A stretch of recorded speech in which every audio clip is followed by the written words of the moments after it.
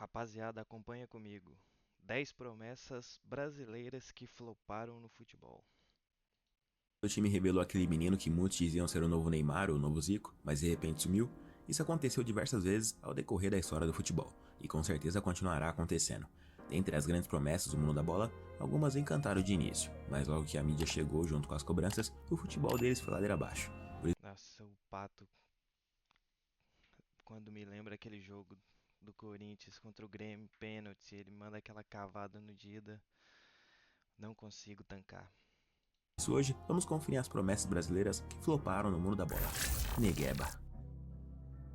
O criador do Flamengo se destacou jogando pela Copa São Paulo de Futebol Júnior em 2011, onde foi eleito o melhor jogador da Copinha pelo Flamengo, que foi o grande campeão daquela competição. Negueba foi o autor do gol do título na vitória por 2-1 sobre o Bahia, na final. O jogador se destacava na época pelos dribles e lances individuais. A mídia pintou ele como um grande craque. No entanto, ao chegar no profissional, o atleta não correspondeu. O Negueba era sagaz o Negueba. 86 jogos pelo rubro-negro, marcou apenas 5 gols, e de promessa, Negueba virou sinônimo de jogador ruim. Ele foi emprestado para algumas equipes, teve rápidas passagens por Grêmio e São Paulo, se aventurou no futebol asiático, em países como Coreia do Sul e Tailândia, onde atua hoje. Terceiro do Botafogo. Elton faz o terceiro e aqui vem Negueba. Vai ficar cara a cara. Olha o terceiro. Gol! Paulo Henrique Ganso. Assim como alguns outros jogadores, o Ganso é um cara que gera muito debate. O início promissor no Mágico Santos de 2010 fez com que muitos torcedores falassem na época que o meio-campista seria mais jogador inclusive que o companheiro Neymar. Boa parte dos fanáticos por futebol tinham certeza de que o Ganso seria um monstro protagonista e o Neymar o coadjuvante. No entanto, por uma série de lesões, em especial as do joelho, Ganso jamais conseguiu ser o jogador espetacular que todos pensavam que seria. Após passagens apagadas pela Europa, o jogador retornou ao Brasil em 2019 para atuar pelo Fluminense, onde segue até então. Irmão, esse negócio de lesão é balela. E se é no joelho ainda, são poucos que conseguem retomar um futebol de qualidade. Acho que vou colocar um aí, só o Ronaldo Fenômeno. Não sei se eu lembro de outro algum agora, mas joelho é difícil. Paulo Henrique Ganso. Faz o domínio, tá difícil por ali, mas a tabela saiu. Paulo Henrique Ganso vai bater pro gol, Peixeiro, que golaço! Gol! Paulo Henrique Ganso acertando um grande chute de fora da área, fazendo um golaço pro Santos. Jean Xera. Seria esse mais um raio a ter caído na Vila Belmiro? Pois é, Jean Xera era tido como uma joia pelo Santos aos 14 anos de idade. Ao lado de Gabigol e Neymar, eles tinham diversos compromissos comerciais. Por ser uma estrela mesmo que jovem, Xera recebia diversos convites para entrevistas, lançamentos e eventos esportivos. Ele não era considerado apenas uma promessa do futebol, e sim uma possível virada de chave na história do clube. A badalação precoce fez com que seu pai aumentasse a cobiça e pedisse um dinheiro absurdo pelo filho quando Jean Xera ainda estava nos juniores. O garoto acabou saindo do alvinegro praiano e foi jogar no Genoa, da Itália. Foi taxado de mercenário pela torcida do Santos. Depois, Jean retornou ao Brasil e teve passagens por Flamengo, Cruzeiro, Oeste e Cuiabá, mas nunca se destacou. Em 2015, então, ele recebeu uma nova chance no Peixe. O garoto foi testado no time B, porém não emplacou e foi emprestado à Portuguesa Santista, até desistir da carreira. Em julho de 2016, com 21 anos de idade, Jean Xera está de volta ao futebol, agora para defender o EC São Bernardo. Ele enxerga 3 pontos como fundamentais para não ter vingado: erros de gestão da carreira, que tinha o pai Celso como agente, o excesso de exposição ainda na infância e o próprio comportamento, imaturo muitas vezes em meio aos obstáculos das categorias de base. Keison. Hoje em dia, ser chamado de K9 pega mal, principalmente se você mora em São Paulo, se é que você me entende. Mas no passado, tinha um certo jogador que tinha um apelido de K9 e que jogava muito. O atacante Keison teve um início de carreira meteórico. No Curitiba, né? Eu lembro dele. Acho que eu era bem pequeno. Keison foi revelado pelo Curitiba, e mesmo jovem, virou ídolo da torcida. Artilheiro no Coxa, em 2 anos, ele havia marcado 45 gols em 94 jogos. Com isso, ele foi contratado pelo Palmeiras aos 19 anos, e seguiu a rotina de balançar as redes dos adversários. O Keison chegou a ser contratado pelo Barcelona, por 14 milhões de euros. No entanto, no Barça, Keison não foi aproveitado. O grande número de estrangeiros na equipe fez com que o jovem brasileiro não tivesse espaço, e ele sequer chegou a entrar em campo pela equipe espanhola, e seguiu uma rotina de empréstimos, até o término do contrato, passando por Benfica e Fiorentina.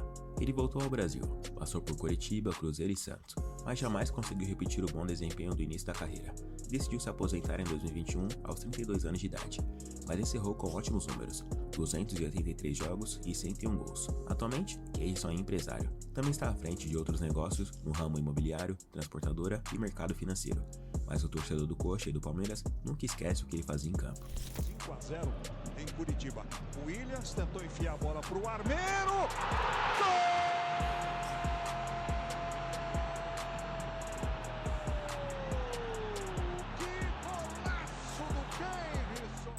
Alexandre Pato. Talvez seja errado dizer que a carreira de Pato foi um fracasso, porém, diante de toda a expectativa após o início promissor no Internacional, com direito à narração icônica do Galvão Bueno, Levou vantagem, botou na frente. A graça do menino. A galera gosta de ver isso. Ele é esperto. E diante de boas temporadas no Milan, o jogador que era cotado para ser o sucessor de Ronaldo Fenômeno na seleção brasileira jamais conseguiu ocupar o posto e sequer chegou a disputar uma Copa do Mundo. Em 2009, Pato foi eleito o jogador Golden Boy. O atacante brasileiro foi o artilheiro rossoneiro na temporada 2008-2009, com 18 gols em 42 jogos, e parecia só questão de tempo para ele ser eleito Bola de Ouro. Proclaim themselves back-to-back champions of Europe, 89 and 90. Barcelona up against it in the opening seconds here. We have a major shock. 23 seconds in the Champions League season, and AC Milan have taken the lead against Barcelona. Na Itália, Pato sofreu com lesões e começou a perder confiança em seu próprio corpo. Em 2013, retornou ao Brasil para jogar pelo Corinthians por 40 milhões de reais, porém ficou marcado negativamente depois de perder um pênalti na partida contra o Grêmio, na Copa do Que eu falei, hein? Que eu falei?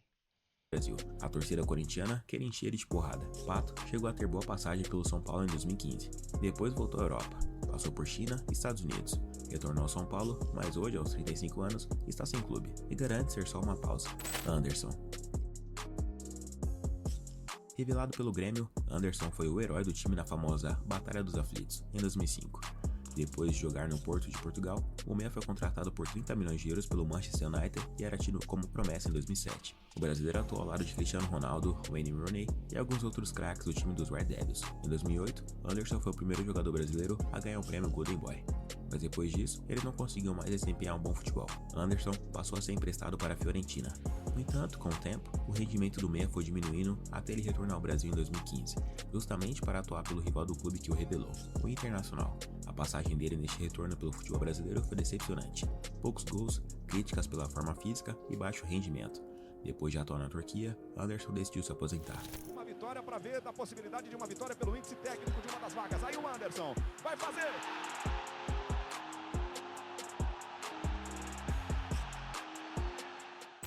Nilmar. Nilmar é uma figura singular do futebol brasileiro. Foi chamado pelo técnico Tite de o melhor atacante do Brasil e sucedeu a Ronaldo Fenômeno no comando de ataque da seleção brasileira na preparação e disputa da Copa do Mundo de 2010. Ele se destacou pela grande velocidade, arrancadas, habilidade e técnica extremamente apurada. Cria do Internacional, Nilmar marcou gol a rodo no futebol nacional e teve alguns altos e baixos na carreira. Teve passagem na Europa e no Catar, mas precisou se aposentar precocemente por causa da depressão. Certeiro, hein? Tentativa ali do Nilmar, tentou chegar, desequilibrado, levou vantagem, cortou, bateu! Gol!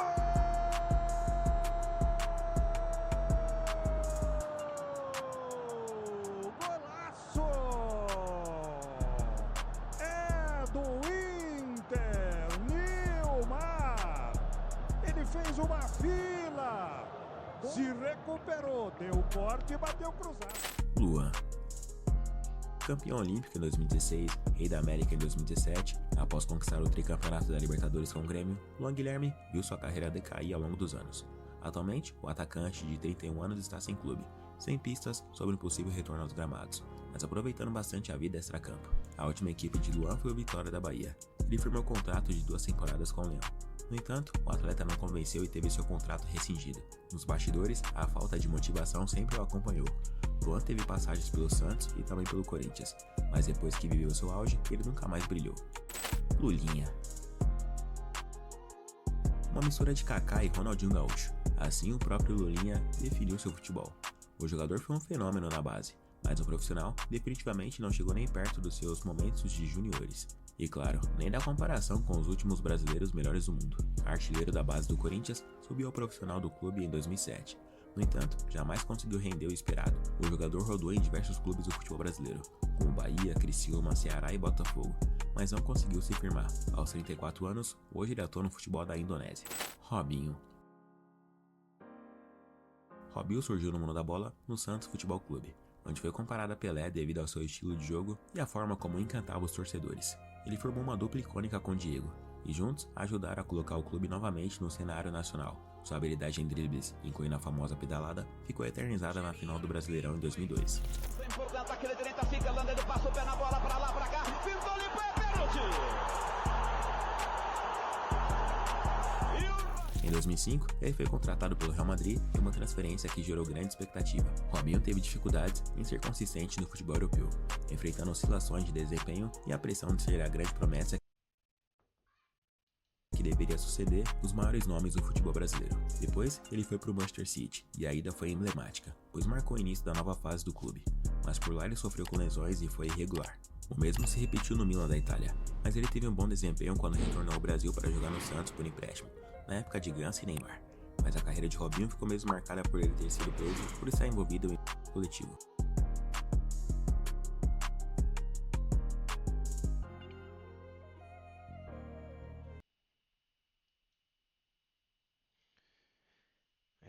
Rapaziada, o mundo do futebol não é fácil, né?